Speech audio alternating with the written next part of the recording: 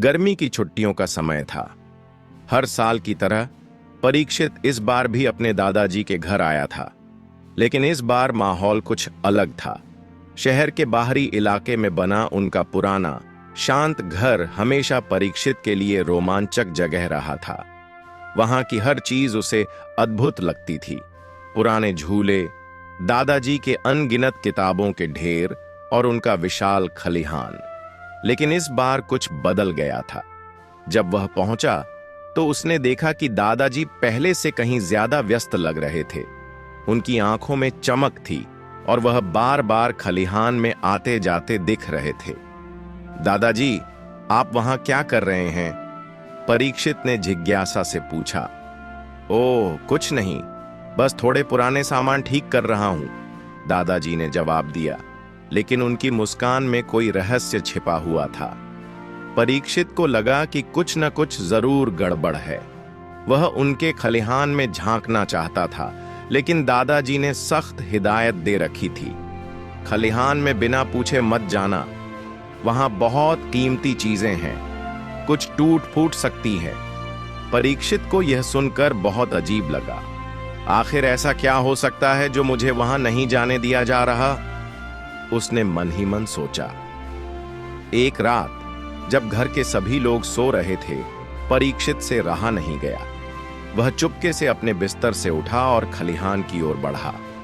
उसकी दिल की धड़कन तेज हो रही थी। खलिहान के दरवाजे पर पहुंचकर उसने धीरे से दरवाजा खोला। अंदर जो दृश्य उसने देखा, उसने उसकी आंखें चौड़ी कर दी।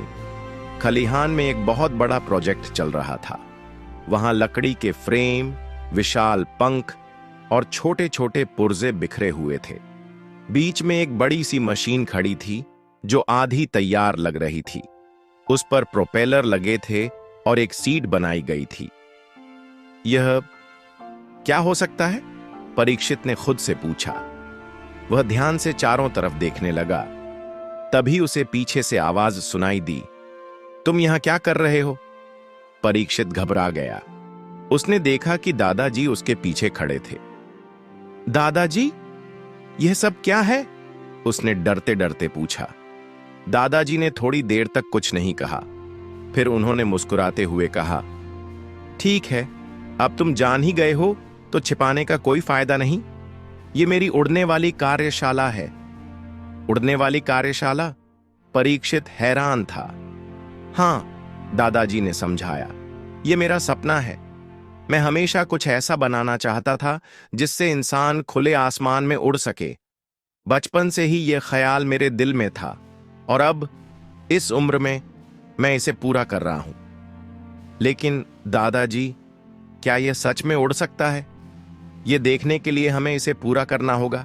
क्या तुम मेरी मदद करना चाहोगे? यह सुनकर परीक्षित की खुशी का ठिकाना नहीं रहा।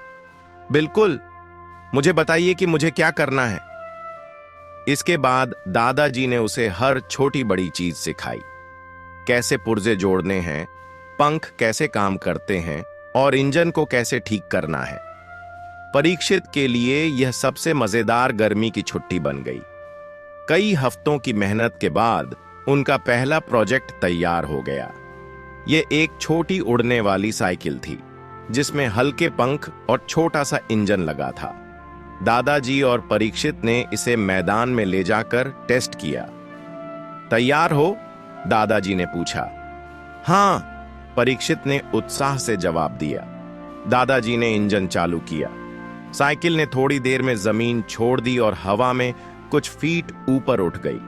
परीक्षित खुशी से चिल्लाया, यह उड़ रहा है दादाजी, हमने कर दिखाया। हालांकि उड़ान थोड़ी देर के लिए थी, लेकिन यह उनकी मेहनत की जीत थी। अब अगला प्रोजेक्ट बड़ा होगा, दादाजी ने कहा। और क्या बनाएंगे? परीक्षित ने उत्सुकता से पूछा। एक असली उड़ने वाली गाड़ी। यह हमें सिर्फ कुछ फीट ऊपर नहीं, बल्कि बादलों के पार ले जाएगी। दादाजी ने एक नया डिजाइन बनाना शुरू किया। यह गाड़ी लकड़ी और हल्की धातु से बनी थी, जिसमें बड़े बड़े पंख और प्रोपेलर लगे थे। इसे 2 लोगों के बैठने लायक बनाया गया। यह गाड़ी हमें बादलों के शहर तक ले जाएगी, दादाजी ने बताया। बादलों का शहर? क्या वह सच में है? हाँ, वह एक जादुई जगह है, लेकिन वहां तक पहुंचना आसान नहीं होगा।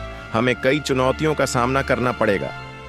उड़ान का दिन आ गया। गाड़ी धीरे धीरे आसमान में ऊपर उठने लगी।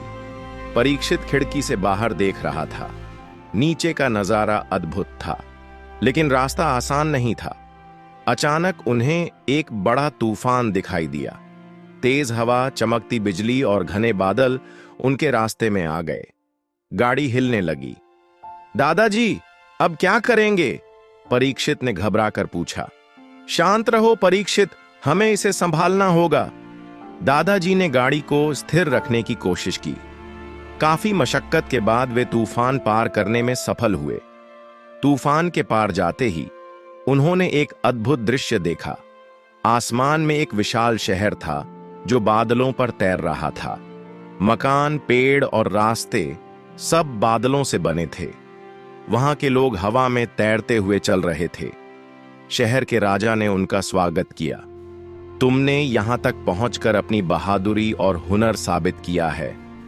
राजा ने उन्हें एक विशेष क्रिस्टल दिया जो उनकी गाड़ी को और भी शक्तिशाली बना सकता था। दादाजी और परीक्षित जब गांव लौटे तो उनकी उड़ने वाली गाड़ी चर्चा का विषय बन गई। पूरे गांव के लोग उसे देखने आए। दादाजी ने फैसला किया कि अब वह ऐसी और गाड़ियां बनाएंगे ताकि हर कोई उड़ने का सपना पूरा कर सके।